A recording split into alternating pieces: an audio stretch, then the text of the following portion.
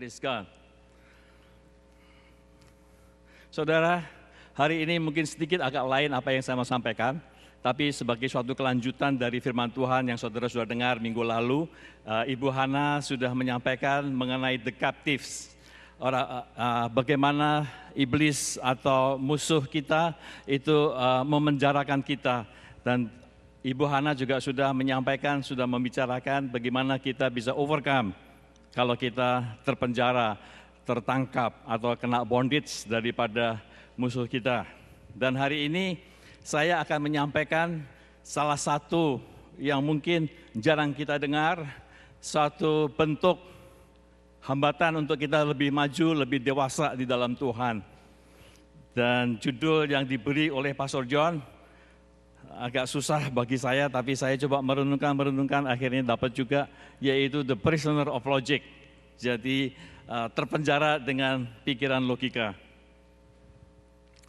Jadi kita akan mengupas itu, tapi saya mau katakan begini, apa yang Tuhan lakukan dalam kehidupan kita atau yang terjadi dalam kehidupan kita atau apa yang kita baca di Alkitab, mudah bagi kita untuk bisa yes Tuhan, amin Tuhan, kalau itu bicara mengenai hukuman, kalau itu bicara mengenai disiplin.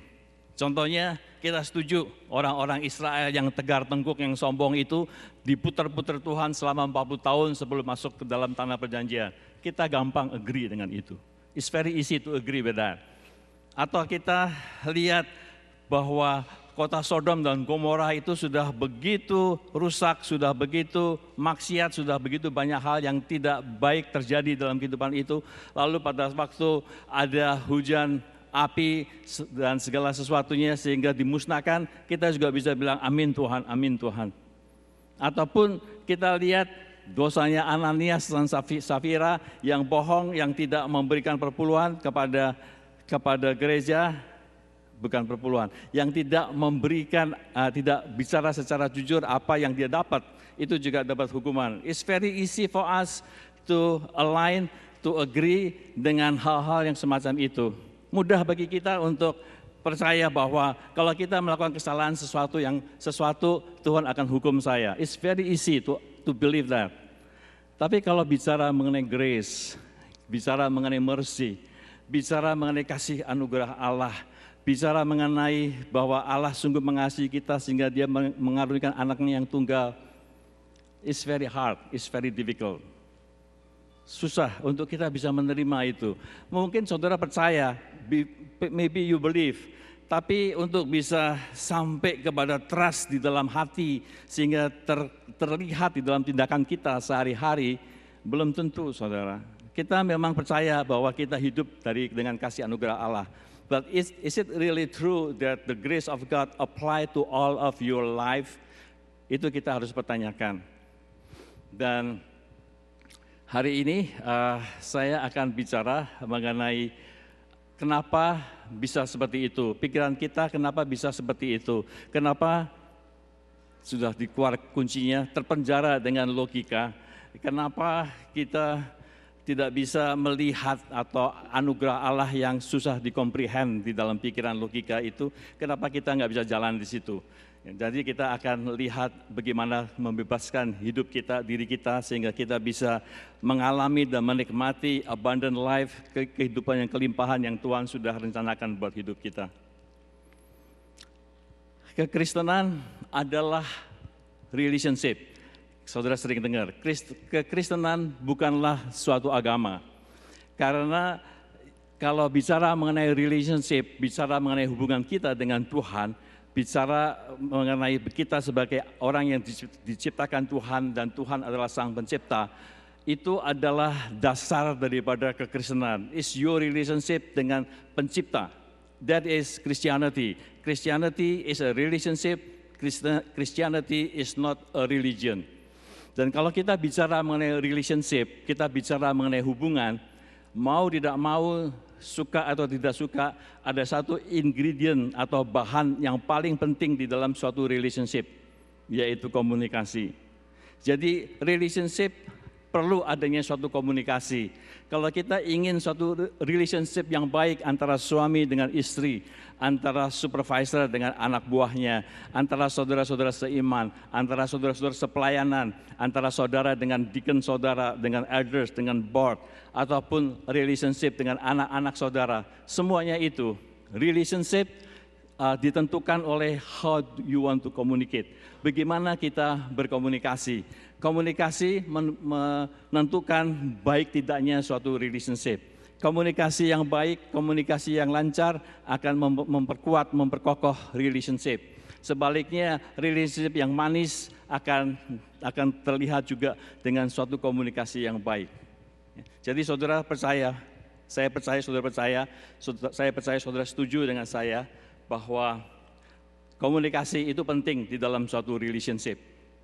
Dan saya juga percaya saudara akan setuju dengan saya kalau saya katakan bahwa Alkitab adalah firman Tuhan. Alkitab, the Bible is the word of God. Alkitab adalah revelation yang Tuhan berikan kepada kita. 2 Timotius 3 ayat 16 dikatakan, segala tulisan yang diilhamkan Allah memang bermanfaat untuk mengajar, untuk menyatakan kesalahan, untuk memperbaiki kelakuan, dan untuk mendidik orang-orang di dalam kebenaran. Nah, saya percaya bahwa Alkitab is the word of God. Alkitab adalah berguna untuk kita, dan juga Alkitab dipakai oleh Tuhan untuk mengajar kepada kita, untuk menunjukkan mana yang baik, mana yang salah, dan sebagainya. Dan juga Alkitab kita pakai untuk dapat mengetahui tentang Tuhan. Bagaimana Tuhan itu, siapa nama Tuhan, bagaimana karakternya, bagaimana apa yang dilakukan untuk manusia dan sebagainya, kita bisa baca di dalam Alkitab. So, Alkitab adalah sarana komunikasi Tuhan buat kita untuk kita bisa mengetahui bagaimana Allah itu. Oke, saya percaya saudara juga setuju di situ. Dan saya tetap percaya bahwa Alkitab is the word of God. Dan Alkitab itu banyak hal-hal yang aneh-aneh, tetapi saya sangat kagum dengan apa yang tertera di dalam Alkitab. Sebagai satu contoh, saya baru dapat di Facebook atau di PowerPoint belakangan ini. Saudara tahu, saya percaya kalau saya kasih kuis, saudara pasti lulus. Pasal yang paling panjang di dalam Alkitab itu apa? Mazmur 119, ya. Itu ada 176 ayat. Dan saudara tahu pasal yang paling pendek itu apa? Mazmur 117, neighbornya 119, 117. Karena Mazmur 117 cuma punya 2 ayat, ayatnya pendek. Filemon cuma 1 ayat, tapi panjang. Ya. Jadi Mazmur 117 itu cuma 2 ayat. Dan saudara tahu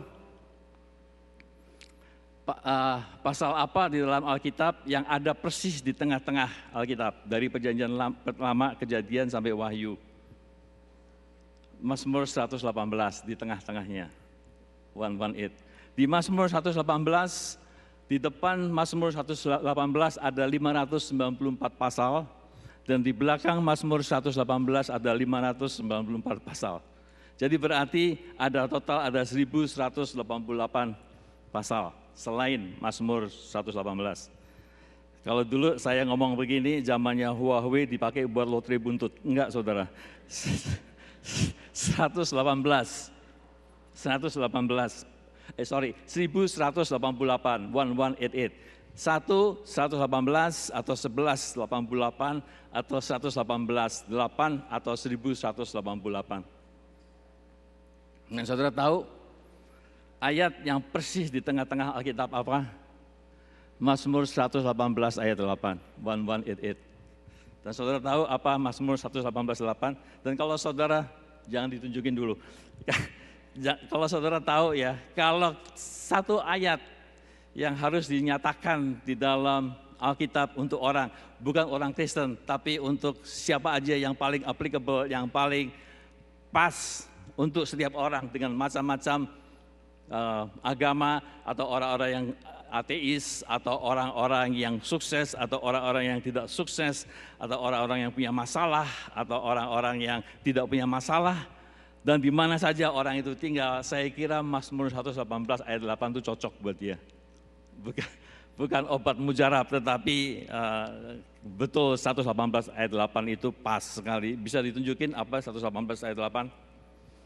Saya katakan dalam bahasa Inggrisnya ya, it is better to trust in the Lord than to put confidence in man.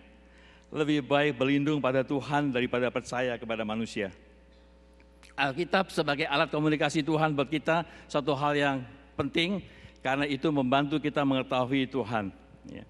Tetapi saya juga percaya juga, dan saya percaya saudara setuju sama saya, setelah saudara percaya bahwa Christianity is a relationship, saudara percaya bahwa di dalam relationship perlu ada komunikasi yang baik, dan media komunikasi yang baik yang Tuhan berikan, saya percaya saudara juga setuju dengan saya adalah Alkitab, dan saya juga percaya saudara setuju dengan saya kalau saya katakan bahwa Allah kita adalah Allah yang dahsyat.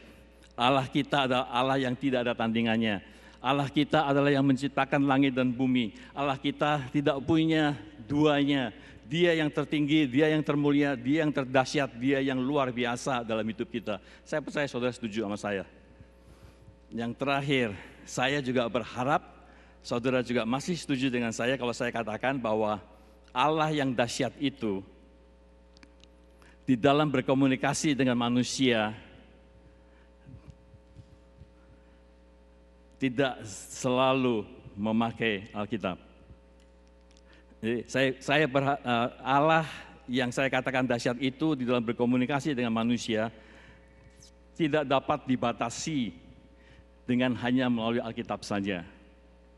Renungkan itu, Allah yang besar, Allah yang dahsyat, Allah yang hidup, Allah yang selalu berkomunikasi dengan manusia, tidak dapat dibatasi oleh manusia, harus ngomongnya hanya melalui Alkitab saja. Amin, saudara.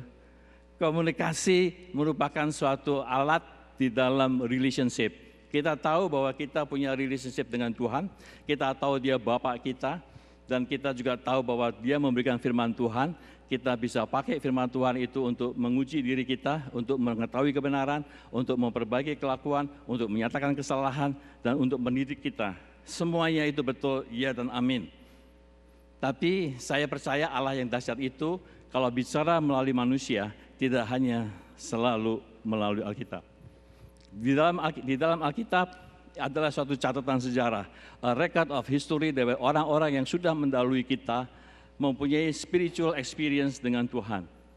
Jadi di dalam Alkitab kita melihat bahwa Tuhan menyatakan keinginannya, Tuhan menunjukkan kebenarannya, Tuhan memberikan direction kepada manusia melalui mimpi, melalui penglihatan-penglihatan, melalui suara-suara Tuhan, melalui nubuatan dan sebagainya. Saudara, kalau kita mengetahui bahwa ada penglihatan atau kita merasakan menerima penglihatan yang datang dari Tuhan, kita bandingkan dengan pengalaman orang-orang yang sudah mendahului kita di Alkitab.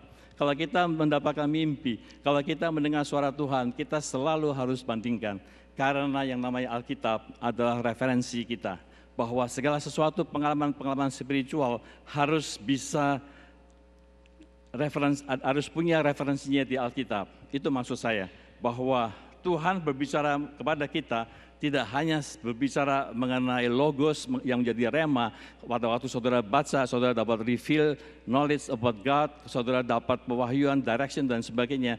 Tapi saudara juga dapat, karena saudara punya hubungan dengan Tuhan, menerima visi, menerima mimpi, menerima penglihatan-penglihatan dan lain sebagainya. Dan ini sebenarnya di dunia barat tidak terlalu populer. Karena dunia barat di dalam western world, saudara akan sadar kalau saudara sudah punya anak-anak remaja masuk SMA dan masuk university, pengajarannya lain daripada apa yang mereka dapat di Sunday school. Western world itu dunia dibagi jadi dua. Dunia lapisan atas adalah lapisan yang dimana hal-hal yang abstrak itu ada, yaitu Tuhan, manusia, malaikat dan iblis dan sebagainya. Itu adalah lapisan atas. Di lapisan bawah adalah lapisan empiris, lapisan yang dapat dilihat oleh manusia, dapat diukur oleh manusia, dan manusia dengan sainsnya, dengan pengetahuannya dapat menentukan mana yang real, mana yang tidak. Dan dunia dengan mengajarkan kepada kita tanpa kita sadari, mereka mencoba untuk mengeksklud apa yang ada di dalam hal-hal spiritual. Dunia barat itu begitu. di dalam sistem sekolah dan sebagainya itu, akhirnya kita percaya dengan evolusi dan sebagainya karena dituntut untuk tidak percaya dengan hal-hal yang tidak empiris, yang tidak bisa diukur. Ya, maksimal mereka hanya menyodorkan dua ilmu, yaitu teologi dan psikologi, yang untuk menyatakan hal-hal yang abstrak, hal-hal yang tidak bisa diukur. Ya, itu dunia barat. Kita semuanya datang dari Asia, bukan? Mostly we are from Eastern, negara di dunia dari Asia. Dan dunia di Asia itu, penduduk dunia itu 2/3 penduduk dunia itu ada di Asia. Itu tidak berpikir seperti itu. Mereka berpikir bahwa ada dunia roh. Mereka berpikir ada sesuatu dunia yang bukan hanya sekedar suatu teori, tetapi yang dapat mempengaruhi kehidupan sehari-hari. Makanya kalau di dunia barat, saudara bisa melihat bahwa roh-roh itu dikasih sesajian, roh-roh itu involvement-nya di dalam kehidupan kita sehari-hari, itu nyata, itu dunia timur. Kita privilege punya bekal bahwa ada dunia roh, ada sesuatu di luar apa yang kita lihat dan kita hidup di dalam dunia barat. I believe Tuhan membawa saudara di sini bukan hanya sekedar untuk saudara punya hidup lebih baik. Betul, tapi saya percaya bukan itu saja. Saya percaya bahwa ada suatu tanggung jawab, ada sesuatu misi, ada suatu pelayanan, ada sesuatu assignment daripada orang-orang yang punya konsep Eastern, dunia-dunia yang seperti itu ada di dunia barat untuk memberitahukan kepada saudara-saudara kita yang ada di barat bahwa selain dunia nyata, dunia empiris, ada sesuatu yang abstrak yang ada dan mempengaruhi kehidupan kita. Oleh karena itu, makanya Tuhan bilang pada saat kita menerima Tuhan sebagai Tuhan dan Juru Selamat, Dia memindahkan kita dari kerajaan gelap ke dalam kerajaan terang yang ajaib. Jadi ada hal yang semacam itu. Dan karena hal semacam itulah Tuhan berbicara tidak hanya melalui Alkitab. Tuhan berbicara melalui banyak hal. Ya, jadi itulah yang saya mau sebutkan di sini, mau sampaikan di sini bahwa kita harus melihat bahwa ada hal yang semacam itu. Bahwa Tuhan berbicara kepada kita, berkomunikasi kepada kita, menyatakan kasih-Nya, menyatakan direction dalam hidupnya, tidak hanya sekedar melalui Alkitab, tetapi melalui visi, melalui dream, melalui nubuatan, melalui suara Tuhan, dan sebagainya, dan sebagainya. Dan ini kalau kita tidak sampai ke situ, salah satu alasannya kenapa, karena kita terpenjara dengan the prisoner of logic. Jadi kita terpenjara karena kita sudah dididik dari kelas 0 sampai university, sampai lulus di sekolah dan sebagainya. Kita sudah dididik bahwa hal-hal begitu adalah hal-hal yang inferior, hal-hal yang semacam itu hanya ada di Afrika. Hal-hal yang seperti itu tidak ada lagi di dalam dunia yang sukses seperti dunia barat. No, ada sesuatu yang Tuhan bisa pakai di dalam membuat hubungan kita lebih intim dengan Tuhan. Amin, saudara. Nah, sekarang setelah kita tahu ya bahwa Tuhan ingin untuk kita berkomunikasi dengan Dia secara baik. Lalu kita juga tahu bahwa Tuhan memakai Alkitab, tapi kita juga mengerti bahwa Alkitab atau sesuatu yang kita baca sebagai suatu knowledge punya keterbatasan. Saya baca 1 Korintus 2 ayat 14. 1 Korintus 2 ayat 14.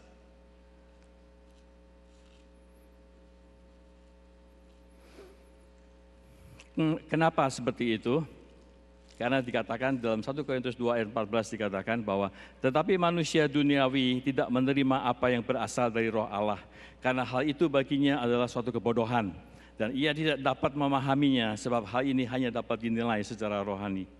Jadi saudara, realita yang mempengaruhi hidup kita memang banyak hal-hal yang secara duniawi, secara fisik, secara empiris, secara yang kita bisa lihat. Tetapi ada hal lain yang mempengaruhi kita yang kita tidak bisa pahami dengan indera kita. Saya mau introduce satu perkataan, 5 indera, ya, pengetahuan yang didapatkan dari 5 indera. Apa yang kita lihat, apa yang kita dengar, apa yang kita cium, apa yang kita raba, dan apa yang kita lupa saya. Tapi pokoknya sudah tahu ya, 5 sense knowledge itu. Tidak berarti bahwa kita harus meninggalkan logika, enggak saudara. Saudara hidup di dunia harus pakai logika juga, harus. Saya by profession, saya dulu computer programmer zaman baheula, Jadi bahasa komputer yang saya pelajari adalah bahasa yang dekat sekali dengan machine language, dengan bahasa mesin. Kalau sekarang itu sudah users friendly language, sudah pakai kata-kata yang dikenal dalam bahasa Inggris. Tapi dulu saya pakai machine language, pakai assembler, pakai hal-hal yang sangat primitif. It's very primitive. Itu kalau kita kasih instruksi kepada komputer, komputer itu tidak bisa punya pikiran seperti manusia. Kalau kita harus jelaskan betul-betul sejelas-jelasnya, kalau enggak dia tidak berfungsi dengan baik. Sebagai contoh, kalau saya di Indonesia punya pelayan, ini dulu ilustrasi di IBM. Saudara kasih duit Rp5.000, beli rokok di tukang rokok situ Gudang Garam, 1 bungkus. Instruksinya cuma itu doang, tapi begitu kembali, si pelayan itu membawa 1 bungkus Gudang Garam dengan Rp1.500 sebagai kembalinya. Karena kan dia tahu bahwa rokok Gudang Garam harganya Rp3.500, jadi pulang Rp1.500. Buat manusia kasih instruksi yang sederhana gitu bisa. Tapi kepada komputer kalau kita bisa kasih instruksi, kalau cuma begitu beli Gudang Garam, dia baliknya cuma sama Gudang Garamnya doang. Yang duit Rp3.500 atau yang Rp1.500 dikantongin sama komputer itu. Karena apa? Karena nggak disuruh balikin. Itu basically logikanya begitu. Jadi kalau kasih instruksi kepada komputer, pergi ke tukang rokok, ini uang 5.000, beli rokok yang namanya Gudang Garam, pegang dengan tangan, bawa pulang kembali, sekalian minta uangnya kembali 5.000 dikurangi 3.500 sama dengan 1.500. Itu logika. Kita di dunia mesti pakai logika, saudara. Bukan saya katakan ini bukan untuk menghilangkan logika, tidak. Tapi go hand in hand antara reasons, antara logic bersama dengan apa yang Tuhan katakan melalui roh kita. Dulu saya ke Manado, di Manado itu mesti pakai logika ya saudara. Biarpun saudara tahu firman Tuhan, hidup sesuai dengan firman Tuhan, tapi logika itu perlu. Orang Manado kan putih-putih, tapi ada sebagian orang yang di Manado sana kulitnya hitam-hitam, yaitu orang dari Sangir. Kalau orang Sangir itu kalau di Kanada itu selalu seperti orang-orang Nuvi, orang-orang Newfoundland lah, jadi suka diledek sama orang-orang Manado sana. Nah ini ada orang Sangir masuk restoran, uangnya cuma 5.000. Dia tanya, ada kopi enggak bang? Gitu. Terus si tukang restorannya bilang, ada. Mau kopi panas atau kopi dingin? Terus si orang Sangir ini kan uangnya pas-pasan cuma 5.000. Ditanya, yang panas berapa, yang dingin berapa? Kemudian si tukang yang punya restoran bilang, kalau panas 5.000, kalau dingin 5.500, kan pakai es. Karena uangnya tinggal cuma 5.000, dia bilang beli kopi panas saja bang. Terus datang tuh kopi panasnya, panas itu ngepul-ngepul. Setelah datang sama orang Sangir ini diminum langsung, klok gitu. Terus si tukang restorannya, Pak jangan minum begitu, itu kan masih panas. Bukannya mulut Bapak bisa ngepul-ngepul itu bisa lepuh gitu. Terus itu orang Sangirnya bilang, ngana jangan main-main ya. Ngana nggak tahu ini orang Sangir ya. Tak tampilin kalau Ana mau nipu. Ana suruh tunggu supaya dingin. Jadi abang bisa cat 5.500. Jadi dia pikir dia tipu, suruh tunggu sampai dingin supaya dicat 5.500. Enggak, itu enggak pakai logika. Kalau panas ya panas, jangan diminum. Waktu saya ke Manado, di kota Manado, begitu pulang, mampir persis di pantai itu, bagus sekali danaunya, habis khotbah di Manado. Kemudian kita masuk ke satu restoran. Saudara tahu kan saya suka kopi, saya pesen, kopi ada nggak di sini bang? Oh ada, lalu langsung ditanya yang panas atau yang dingin? Saya diam aja. Enggak, kopi panas dong. Kita kan biasa minum kopi panas.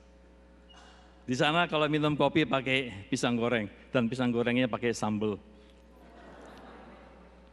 Oke, itu logika. Kita 1 Korintus 2 ayat 14 dikatakan bahwa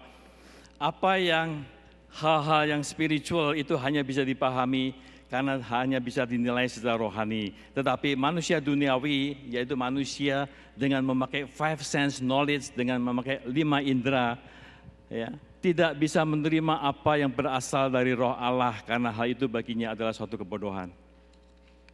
Reason logic punya tempatnya untuk menolong kita hidup dengan baik.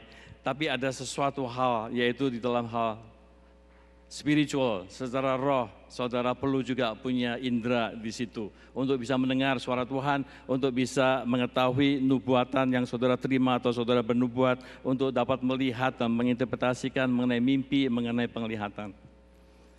Contohnya apa? Contohnya orang-orang yang tidak percaya dengan hal-hal yang rohani yang semacam itu, tapi hanya percaya dengan Alkitab, hanya percaya dengan apa yang tertulis dalam Alkitab, hanya percaya dengan reasoning, dengan 5 indera manusia, yaitu orang-orang Farisi. Orang-orang Farisi tahu Alkitab, tahu hukum Taurat lebih daripada saudara dan saya. Orang-orang Farisi hidup sesuai dengan buku. Orang-orang Farisi selalu mempelajari, membaca, melakukan segala sesuatu yang ada di dalam buku. Bahkan itu dipakai, dibuat menjadi suatu tradisi, turun-temurun, dan namanya orang-orang Farisi sangat mempertahankan akan tradisinya. That is Farisi. Tetapi sayangnya orang Farisi hanya tahu mengenai pengetahuan, mengenai 5 reasoning yang dia lihat, tapi rohnya tidak hidup. Dia tidak membuka hatinya untuk Tuhan memberikan suatu pewahyuan. Contohnya apa? Contohnya dia baca buku semuanya dari kitab Kejadian sampai kitab Maliaki, ya, kitab Perjanjian Lama, dan saya percaya dia mempelajari semua buku-buku nabi. Tapi di dalam buku nabi, buku Mika dikatakan bahwa juru selamat Mesias akan lahir di kota Bethlehem dari suku Efrata. Dari yang paling kecil, dari yang paling lemah, tapi Raja Damai, Raja yang memimpin Israel akan lahir dari situ.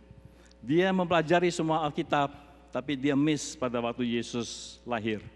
Malahan orang-orang Majus dari timur yang dia hanya melihat bintang, dia tahu bahwa ada sesuatu yang terjadi, ada sesuatu besar terjadi sehingga mereka datang membawa hadiah. Karena dia tahu dari bintang, dunia dikatakan di Mazmur 19 dikatakan bahwa langit akan menunjukkan kemuliaan Tuhan. Mereka tahu ada sesuatu besar yang terjadi. Mereka pergi dan mereka tanya di kerajaan, di Raja Herodes, di mana Raja Damai itu? Di mana Raja yang baru lahir itu? Dan mereka buka. Mereka bilang bahwa sesuai dengan kitab Nabi ada di Bethlehem. Makanya mereka ke sana dan mereka melihat bintang. Tuntunannya bukan tuntunan Alkitab dari 3 orang Majus itu. Tuntunannya adalah tuntunan spiritual experience yang Tuhan berikan. Dan saudara pikir saya nggak mau jawab di sini. Pada waktu gembala juga yang di Padang, dia melihat dia melihat angel menyanyi, dia melihat bahwa angel menyuruh mereka untuk ke Bethlehem, untuk ke kandang, karena di situ Yesus lahir. Apakah mereka melihat secara fisik angel? Apakah mereka melihat itu suatu penglihatan? Think about that. Kemudian kita lihat Simeon, dikatakan bahwa Simeon yang hidupnya dipimpin oleh Roh Kudus, pada hari itu dia datang karena dia menanti-nantikan Raja Damai, sehingga dia bisa membaptis atau mendoakan Yesus pada umur 8 hari. Demikian juga Hana, dikatakan bahwa dipimpin oleh Roh. Dan saya mau katakan seperti Rasul Paulus, dulu Saul, dia orang Farisinya Farisi, dia tahu betul mengenai Alkitab, tetapi dia bisa membunuh orang-orang Kristen. Karena apa? Tidak ada suatu revelation knowledge dari Tuhan yang dia percaya, dia hanya tahu isi hukum Taurat. Tapi hebatnya, saudara lihat bahwa Tuhan memakai penglihatan, bukan kebenaran firman Tuhan, memberikan penglihatan kepada Raja Saul sehingga Saul bertobat. Kita tahu sejarahnya di Kisah Para Rasul 9, pada waktu dia pergi ke Damaskus mengajar orang-orang Israel, orang-orang Kristen, dia jatuh karena kudanya Silo melihat suatu penglihatan yang sangat bercahaya. Dikatakan, siapakah engkau Tuhan? Karena Saul tahu bahwa dia menghadapi sesuatu yang luar biasa. Suatu pengalaman spiritual yang dialami oleh Saul. Jadi saya mau katakan di sini bahwa sebagai anak Tuhan, mengetahui kebenaran firman Tuhan sangat penting, tapi bukan hanya itu saja. Saudara perlu membuka hal-hal yang Tuhan bicara kepada saudara, bukan hanya melalui firman Tuhan, tetapi penglihatan, visi, nubuatan, firman Tuhan dan sebagainya. Kenapa seperti itu? Kan tadi saya sudah jelaskan ya, bahwa manusia itu dengan 5 reasons saja, itu tidak bisa menentukan bahwa bahwa yang ini datang dari Tuhan atau tidak, harus membuka sesuatu yang lain dalam hidupnya. Contohnya atau buktinya di Markus 2 ayat 1-12. Ini firman terakhir yang saya mau baca ya, sebelum kita doa. Markus 2 ayat 1-12.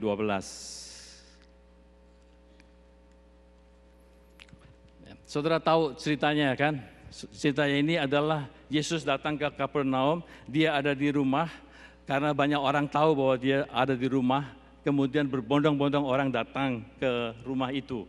Dan di situ mereka mendengar pengajaran yang datang dari Yesus, bahwa rumah itu penuhnya bukan main. Di dalam rumah sudah nggak ada tempat, dan bahkan di luar pintu pun berjubel orang-orang untuk mendengarkan Tuhan memberikan pengajaran. Tuhan Yesus memberikan pengajaran. Situasinya semacam itu, dan saudara juga tahu bahwa ada 4 orang yang menggotong orang yang lumpuh. Menggotong orang yang lumpuh untuk masuk, tapi karena nggak bisa masuk, orang itu kelewatan. Kalau menurut pandangan logika kita, bahwa rumah orang dibongkar, dia naik ke atas atap rumah, kemudian dibongkar atap rumahnya, lalu diturunin orang yang lumpuh di depan Yesus. Saudara pikir pada saat begitu, apakah Yesus melihat orang tersebut dan mengatakan bahwa kurang ajar benar ya kamu ya, sampai berani membuka atap orang, berapa itu biaya untuk tutup lagi? Tapi bukan itu yang Yesus lihat. Di ayat yang ke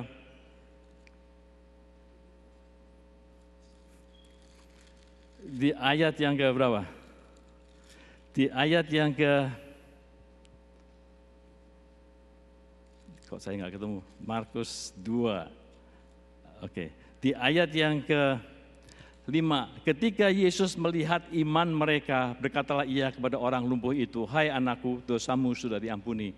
Bukan biaya, bukan kurang ajarnya orang di dalam membawa orang tersebut, bukan mengganggu dan lain sebagainya, tapi Yesus melihat iman. Yesus melihat iman. Kemudian ayat ke-6, tetapi di situ ada juga duduk beberapa ahli Taurat, mereka berpikir dalam hatinya, mengapa orang ini berkata begitu? Ia menghujat Allah, siapa yang dapat mengampuni dosa selain daripada Allah sendiri? Ayat ke-8, tetapi Yesus segera mengetahui dalam hatinya bahwa mereka berpikir demikian, lalu ia berkata kepada mereka, mengapa kamu berpikir begitu dalam hatimu? Saya cuma mau baca ayat 7 dan 8, ayat 6, 7 dan 8. Ayat 6 dikatakan, tetapi di situ ada juga duduk beberapa ahli Taurat, mereka berpikir dalam hatinya. Dalam bahasa Greeknya dikatakan dialogisomai, berpikir dalam hatinya. Lalu di ayat ke-8 dikatakan, tetapi Yesus segera mengetahui dalam hatinya. Antara berpikir dalam hati dan mengetahui dalam hati memakai 2 kata yang berbeda. Karena memang yang terjadi itu berbeda.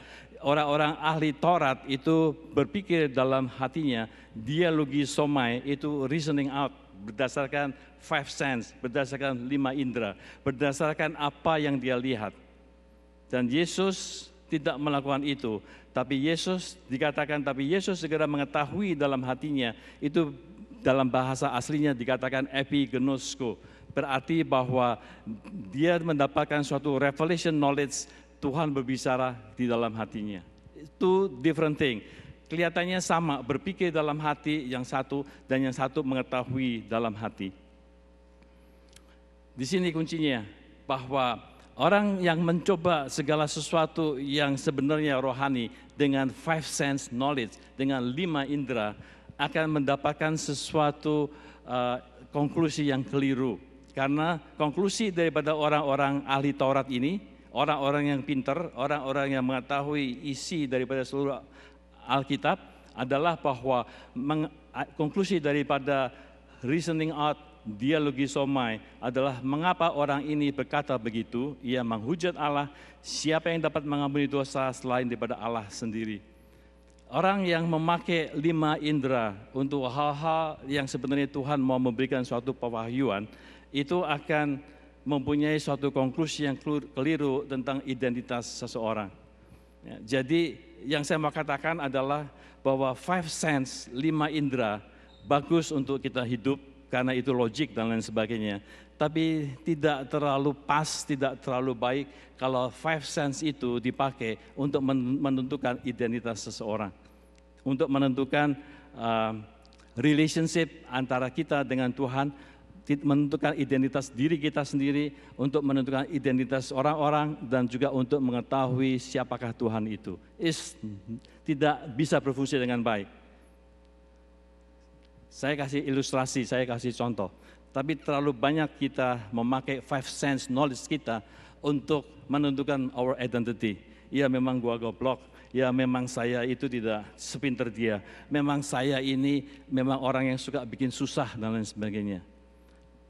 Statement itu, where does it come from? Itu datang dari your five sense knowledge, dari 5 indera. Tapi roh Tuhan akan berkata bahwa you are precious, engkau berharga, engkau dikasihi Tuhan, engkau baik dan sebagainya. Amin saudara. Saya mau tunjukkan contoh, sekalipun keliru tapi terjadi. Saya pernah ilustrasikan di sini. Ada seorang anak umur 6 tahun, gadis.